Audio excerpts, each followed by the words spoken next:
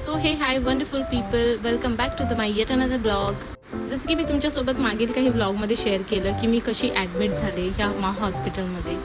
Then after me 24 hours अक्षरशः labour पेनमध्येच घालवले. Then after immense pen नंतर माझी नॉर्मल डिलिव्हरी झाली finally. Everybody was so happy. Me labour पेनमध्ये असता सगळ्यांनी माझी अवस्था बघितल्याप्रमाणे सगळ्यांना वाटलं की ही सी सेक्शनसाठी जाईन, but finally me labour pain सहन करून नॉर्मल डिलिव्हरी केली. Feeling so blessed guys. पुढच्या येत्या काही ब्लॉग्समध्ये मी तुमच्यासोबत नक्की शेअर करेन की डिलिव्हरीचा माझा एक्सपिरियन्स कसा होता.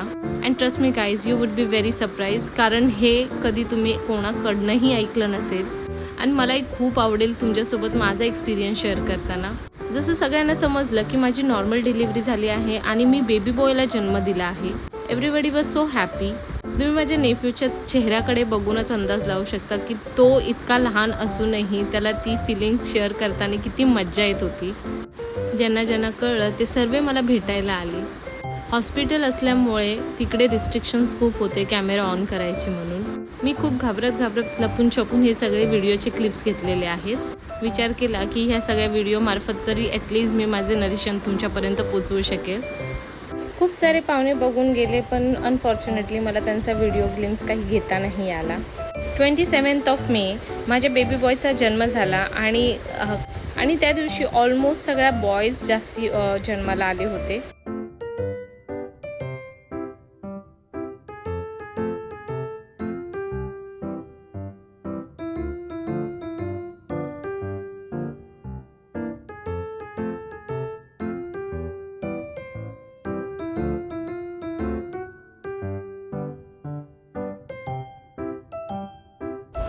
ह्या ज्या मी वॉर्डमध्ये शिफ्ट झालेले आहे तो आहे properly AC ward. And I must say की इकडे इतकी छान फॅसिलिटी प्रोव्हाइड करतात. क्लेनलीनेसला तर खूपच सुंदर आहे हॉस्पिटल. दवा गोळी मेडिसिनचा अजिबात वास येत नाही. दवा गोळी, फूड प्रोव्हायडन्स, खूप साऱ्या अशा facilities they free of cost आहे तिथे. पण काही लोक खूप अनग्रेटफुल आहेत ह्या सगळ्या सर्व्हिसेसबद्दल. खरं तर खूप चीड येते अशा लोकांबद्दल. माझे दोन्हीही चुलते हॉस्पिटलला मला बघायला आले. त्यांपैकी हा माझा मोठा चुलता ज्याची मी ग्लिम्स काढू शकले.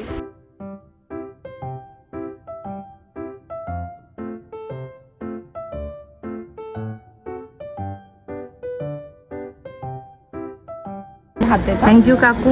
तुला आवडले तर अजून पाठवते मी. कारण माझ्या हात आहेत. अजून तुला काय म्हणणं माहिती का? मी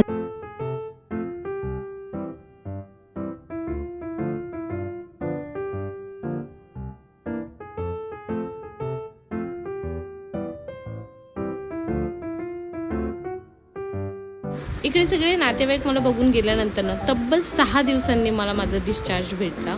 हॉस्पिटलमध्ये राहून खरंच खूप बोर झालेलं. फायनली इकडे मला सोमवारच्या दिवशी डिस्चार्ज भेटला.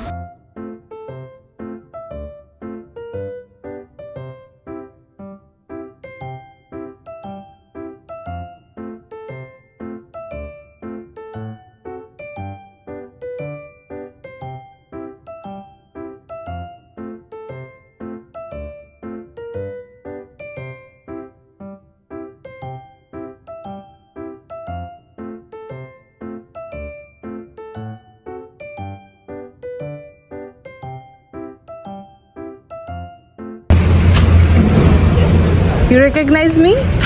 Hey, of course. Oh my God, you just got a baby? Yeah. Oh my God. That's so cute.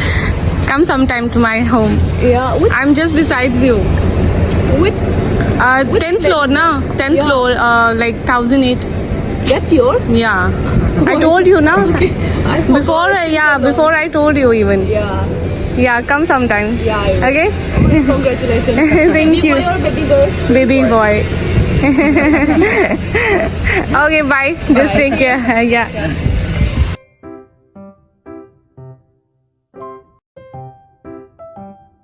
थोडासा लेट डिस्चार्ज भेटल्यामुळे घरी कोणीच नव्हतं वेलकम करायला. अदरवाईज माझी बहीण आणि माझा नेफ्यू ते खूप इंटरेस्टेड होते येण्यासाठी. समहाव खूप साऱ्या सुट्ट्या तिच्या झाल्यामुळे ती येऊ शकली नाही. हरकत नाही, खूप सारे रिलेटिव्स आणि माझे फ्रेंड सर्कलमध्ये खूप सारे जण असे बोलले की आम्ही तुला घरी येऊन पाहू. हॉस्पिटलमध्ये मी खूप एक्झॉस्टिक झालेले. घरी आल्यावरती फायनली थोडा आरामाचा श्वास भेटला.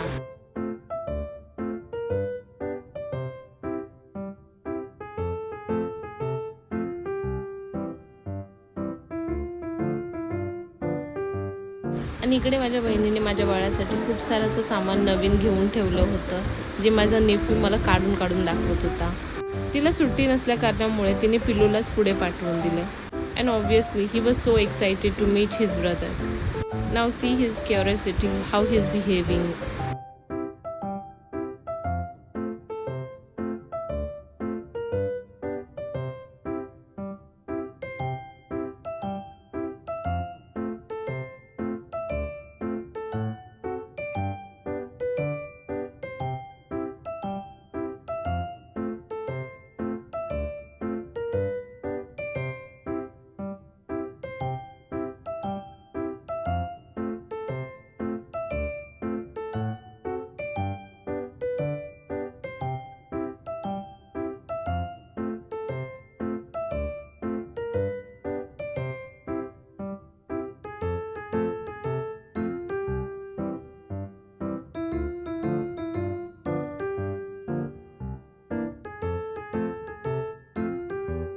सो ह्या ब्लॉगमध्ये इतक्या पुरतंच आणि भेटू पुढच्या ब्लॉगमध्ये विथ अ नवीन ट्विस्ट अँड फन. बाय.